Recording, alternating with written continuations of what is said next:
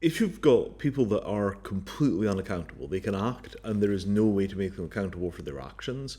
My suggestion is that means that nobody has freedom. This problem of, okay, you've got perfect financial privacy and people could do wildly illegal things and they'll never ever be caught for doing them. Take, for example, insider trading, cheating at poker. You've got five people around a table and three of them are the same person. There are lots of things where you need some way of imposing consequence on people for misbehaving.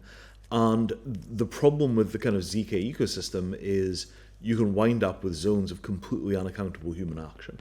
Um, do we trust anybody enough for them to have unaccountable action? I think the answer to that is obviously no. You can have low stakes games in which you can have unaccountable action, like, kind of a cash economy, what's in your wallet. But when you get to this kind of ability to move, $300 million with a single digital signature, you kind of sort of want some kind of accountability. The Bitcoin equilibrium, where you can see the transactions but you can't see the transactors, is kind of okay-ish in that if you really put your mind to it, you could potentially grab those people, trace IP addresses, really put some labor into network analysis. You could just about get an extraction of an identity if you had to. But I worry that we have not got past. It's either completely opaque or it's completely transparent or it's this kind of weird technical compromise. I think we really need to sit down from first principles and say, look, the 1990s was an idealistic time and we didn't expect to win.